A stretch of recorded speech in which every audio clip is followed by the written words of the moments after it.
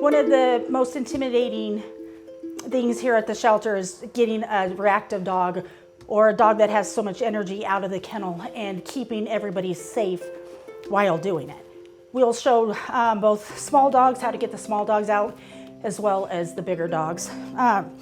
The biggest thing to remember is if you're calm, the dogs will stay calm. So you need to make sure that the dog is calm before you enter the kennel and calm before you exit the kennel. If a dog is already from a 1 to 10 scale is at a 10 before you leave, you're never going to be able to get him to settle down to have an enjoyable walk.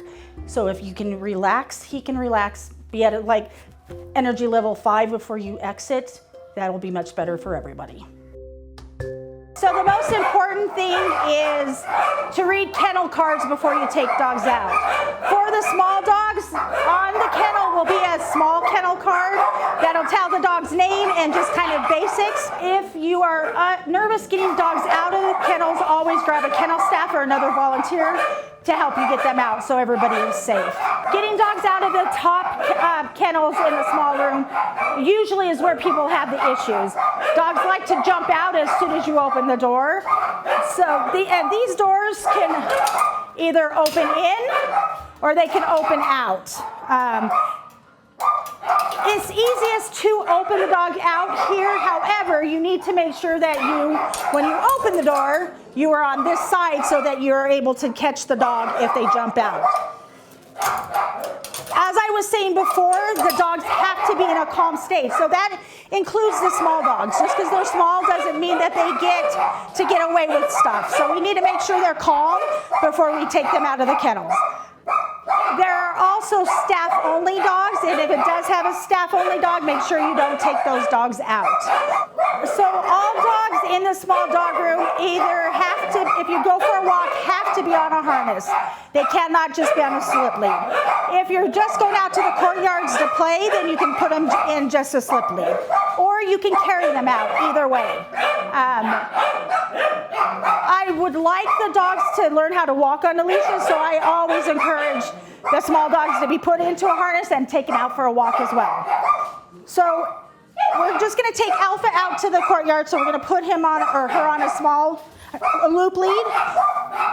And she's going to want to try and bolt out, so I'm just going to squat down. Wait, as soon as 4 on the floor, I'm going to praise her and open the kennel. Good girl. Good girl. Good girl. Good girl. Good job. When you do leave, make sure doors are shut at all times, especially the top. There's been so many people that have hit their heads because the doors are left open, so please make sure they stay shut. So once you get them out and going into the courtyards, please never drag the dog. If they aren't walking with you, Alpha, just encourage her along. I just don't want to see anybody ever dragging a dog. Alpha, good job. Good girl. Good job. Make sure gates, of course, are shut behind you, and then we can let her off to play. There you go. So before you take your dog into the courtyard, make sure that no other dog or other humans in the courtyard. With the small courtyard, you can sometimes miss in the back part, dogs being back there, so just make sure that it is completely clear before you enter into the courtyards. Also, remember to sign the dog in and out. Make sure if you're walking a big dog, you sign the dog out before going in getting the dog. We don't want dogs to ever be brought back to where the walk log is at because it can be too dangerous for everybody. So just make sure you sign them out and then go get the dog. In the small room, of course, sign them out and then go right back into the room and get the dog out. Put the dog away and then go back and sign them back in. It's very important that they are signed in when they come back so that we know that the dogs haven't disappeared, that they are actually back.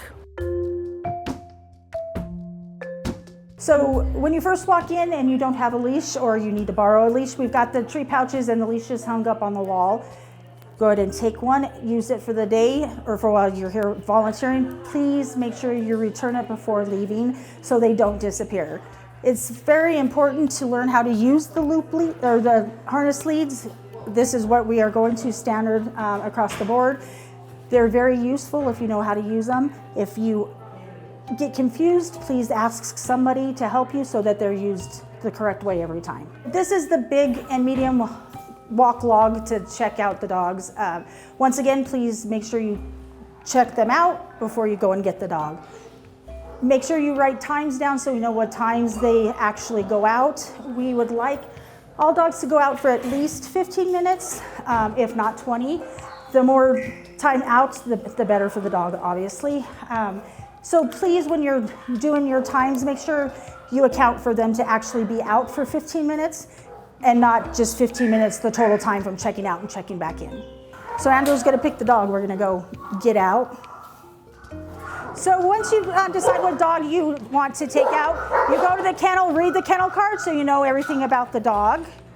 And once again, they need to be 4 on the floor before you take them out. A lot of the dogs are now trained that when somebody walks up to the kennel, they automatically sit down so that they're ready to go out.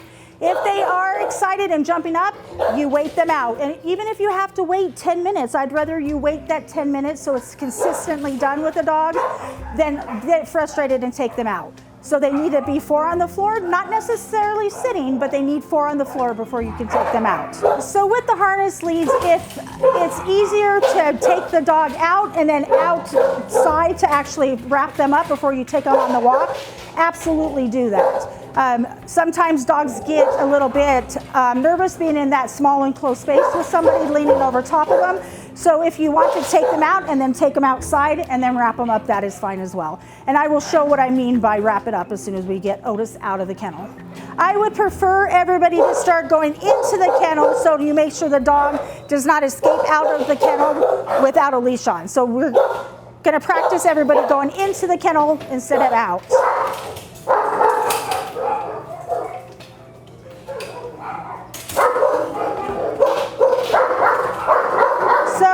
Otis jumped up on Andrew, so now Andrew made him sit before he was able to leash him up.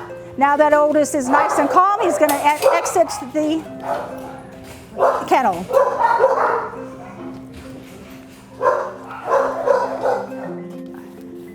Okay, so with these harness leads, the good thing about them is you can use them on any size dogs. A 40-pound dog or a 110-pound dog, it's the same leash that you're using. So when you put it on them, this loop here, I always make sure that the leash looks like a P when I'm looking at it. So there's the P.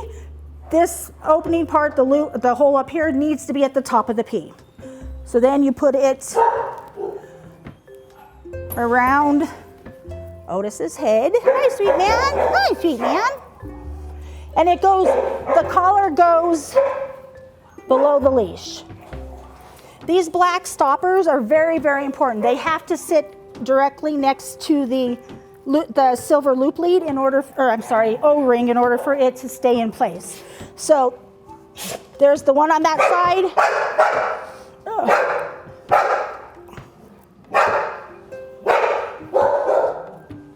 Will you push that up a little bit more? And the whole part here needs to go directly in between his shoulder blades. So it lays there, and then you take the leash part and you're gonna wrap it around to the right of the dog. It goes right directly behind the leg, and this goes up through the loop along with the black stopper. And once it's in place, the black stopper goes all the way down against the rest of the leash, and then you never touch that black stopper again. As the dog walks and pulls, that black stopper it'll loosen up so that it's not tight on him, and then when the tension stops, it'll go back down to tighten back up. So dogs going through the run area here, I want the dog that you're walking to be calm, and I want the dogs in the kennels to be calm. So if you have to grab a second person to help with this, please do, so that all the dogs are successful. So as Otis and Andrew walk through the run, I'm going to be responsible for keeping these guys over here quiet. All I'm going to do is and ask them to sit if they are out of control. Give them a treat, of course, if they do what I ask, but I want them calm as much as possible, as well as Otis. So Andrew's gonna start walking, and I'm gonna keep these guys all calm. Good job, guys. Sun-kissed, quiet, quiet. Sit, good girl. Good job, Sun-kissed, good girl. Watkins, sit. Watkins, sit. Good boy, sir. Good job. So they actually did really well for that exercise. So the more we can work on this with everybody, with all of the dogs, and everybody does it consistently, these guys will be calm as dogs walk by. A lot of them already have learned. Antoine, and Sun-kissed and Watkins usually are the culprits that are a little bit ornery, but if we can keep working with them, they absolutely will be just like everybody else. One of the most important things before taking a dog out of the kennel is to make sure no other dogs are walking by the kennel on the outside or close to the kennel when you open your door. So make sure you look both ways before opening that kennel and exiting. When you do exit the gates, make sure you let everyone know you're going out.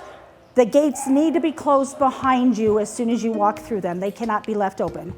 On the run area, if you take the dog out of the back of the run, make sure you put the dog back in the back, or same with the front. I don't want a dog to be taken out the front. You guys, it's forgotten that came out of the front and put through the back, and the door is open and the dog is loose. So if you take it out of the front, put him back in the front. If you take him out of the back of the gate, put him back in the back of the gate. So the signs say, of course, where the dog should go in at, where the dog should come out at. The window, make sure you look through the window to make sure no dogs are out here as you come out. This is the only way to come out of the building with a dog. So when you come out here, you've got a dog. When you go back into the building, this is the door you go into. Make sure you never go in this door with a dog or out this door with a dog. So the run area is the only exception with coming out this door, of course. If they're gonna come out this back gate, obviously we don't have to come out the back door. They just come out the gate and go.